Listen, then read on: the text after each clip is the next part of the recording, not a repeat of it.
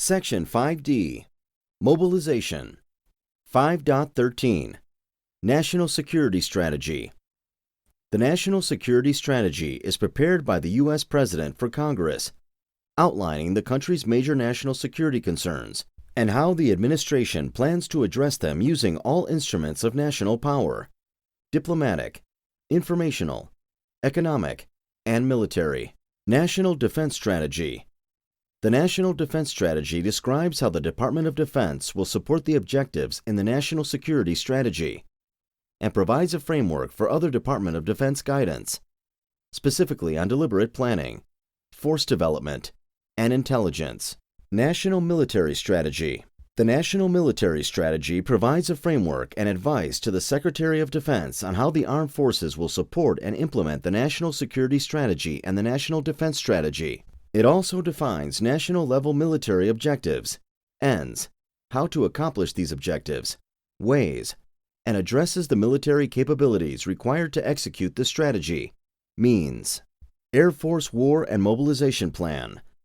The Air Force War and Mobilization Plan is the Air Force's 5-volume document supporting the Joint Strategic Capabilities Plan and providing the Air Staff, planners, and commanders with current policies, planning factors, and apportioned forces for conducting and supporting operations.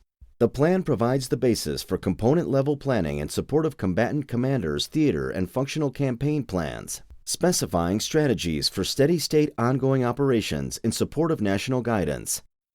The plan also supports deliberate planning for specific contingency operations, which are generally specific branches or sequels of combatant commanders' campaign plans, which may be developed into detailed on-the-shelf concept plans or operation plans. Global Force Management. Global Force Management is the process the Secretary of Defense and the Chairman of the Joint Chiefs of Staff use to assign forces to combatant commanders for mission accomplishment, and to allocate additional forces to combatant commanders in the event of contingency operations and apportion forces for combatant commander planning in the event contingency operations escalate. Global Force Management also provides senior decision-makers a process to quickly and accurately assess the impact and risk of proposed changes in force assignment, apportionment, and allocation. Unified Command Plan. The Unified Command Plan establishes combatant command missions and responsibilities, addresses assignment of forces, delineates geographic areas of responsibility for geographic combatant commanders, and specifies responsibilities for functional combatant commanders. 5.14, Air Expeditionary Force. The Air Expeditionary Force, AEF, is structured and executed based on 3 principles. The 3 principles are transparency, predictability, and equitability. The when, why, and how regarding the AEF process should be visible and understandable to every airman. Every Air Force member is responsible for knowing and understanding the AEF structure, how to deploy, and our goals for the future. The AEF concept was developed to allow the regular Air Force, Reserve, and Air National Guard to serve as a combined force. A combined force is defined as temporary in nature, organized to meet a specific mission or national commitment, and activated and inactivated as necessary. Note: the AEF is a vehicle for managing and scheduling Air Force forces for expeditionary purposes. It is not a warfighting organization.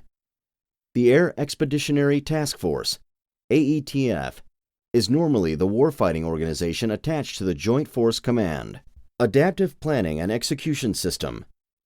The Adaptive Planning and Execution System facilitates iterative dialogue and collaborative planning between the multiple echelons of command to ensure that the military instrument of national power is employed in accordance with national priorities, and that the plan is continuously reviewed and updated as required and adapted according to changes in strategic guidance, resources, or the operational environment. The Adaptive Planning and Execution System formally integrates the planning activities of the joint planning and execution community and facilitates the seamless transition from planning to execution during times of crisis, including monitoring, designing, planning, executing, and assessing mobilization, deployment, employment, sustainment, redeployment, and demobilization activities associated with joint operations.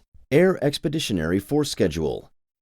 The AEF schedule operates on two 12-month life cycles that align with the global force management cycle and coincide with fiscal years. Prior to the beginning of every cycle, Air Force Specialty Functional Area Managers will revalidate the deployment to dwell period of their respective capability areas and realign forces if necessary. The Air Force goal is that functional areas align to the least strenuous deployment to dwell baseline to minimize risk to the force.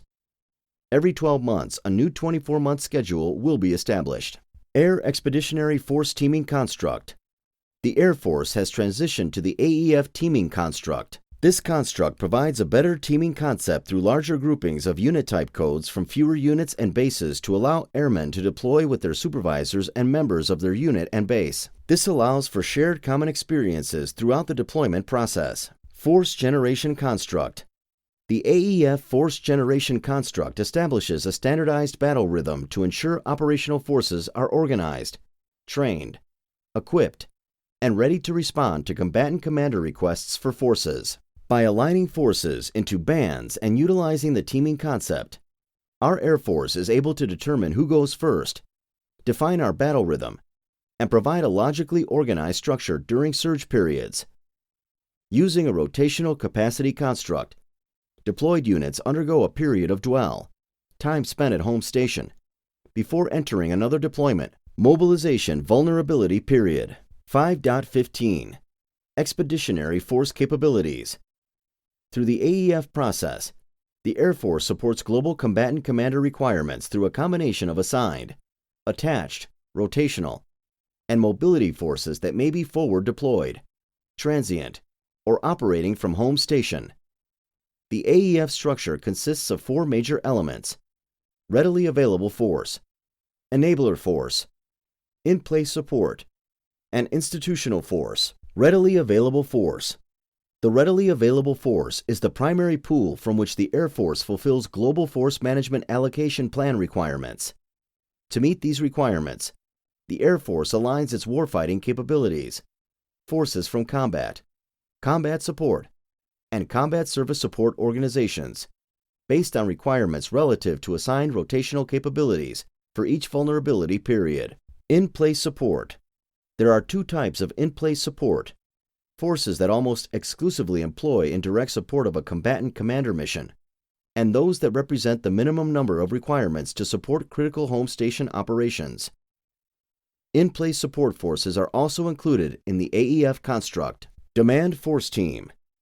Demand force teams include user assets with a unique set of mission capabilities, such as global mobility forces, special operations forces, personnel recovery forces, space forces, and other uniquely categorized forces that provide support to authorized organizations within and outside the Department of Defense. Most high-demand, low-supply assets like these are postured as demand force teams and will rotate as operational requirements dictate. Due to their unique nature, they cannot be easily aligned with AEF battle rhythm. However, every effort must be made to develop a sustainable plan by Headquarters Air Force and Major Command Functional Area Managers as a part of the Enabler Nomination Request Package. Institutional Force. The institutional force consists of those forces assigned to organizations responsible for functions at the Air Force level: organize, train, equip, recruit, supply, as directed by the Secretary of the Air Force. Examples of these forces include military training instructors, technical school instructors, and personnel assigned to Headquarters Air Force and major commands. Although these organizations do not represent a warfighting capability, the individuals assigned to these organizations are deployable. 5.16 Posturing and Unit Type Codes. All Air Force personnel contribute to the AEF and are inherently deployable or employable in place. The basic building block used in force planning and the deployment of forces is the Unit Type Code. A Unit Type Code is a 5-character alphanumeric designator designed to identify each type of unit in the U.S. Armed Forces and its force capability with personnel and equipment requirements. The assignment of a unit type code categorizes each type of organization into a class or kind of unit having common distinguishing characteristics. Posturing codes are used to indicate the number of unit type codes required for assigned committed missions, critical home station requirements, and the number of unit type codes available to be simultaneously tasked for deployment. Not all unit type codes will be postured. Those organizations identified as combat, combat support, or combat service support, warfighting organizations, will posture unit type codes. Institutional organizations identified as other will not posture unit type codes. Posturing unit type codes is based on an organization's funded military authorizations as shown in the unit manpower document. Units may be tasked to support a unit type code they have not postured as long as the unit can meet the mission capability statement. AEFs can be postured as forces ready to deploy to support combatant commander worldwide requirements, home station requirements, or reach back support to combatant commanders. This provides balanced warfighting capabilities across the construct to support combatant commander requirements. With unit chain of command involvement and AEF cell oversight, Major Command Functional Area Managers must determine which unit type codes to posture based on operational need, organizational specifics, and posturing codes within their functional area. Air Expeditionary Force Indicators. All airmen will be given an AEF indicator within 15 days of the date they arrive on station for an assignment. For individuals assigned to readily available forces, their indicator will correspond to the same period as the unit's unit type codes. For individuals assigned to the institutional force, the indicator will correspond to a vulnerability period determined by the airman's commander or equivalent.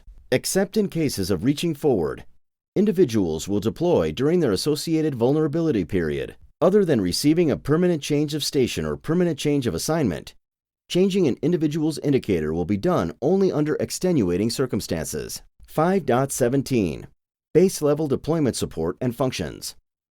Force Presence.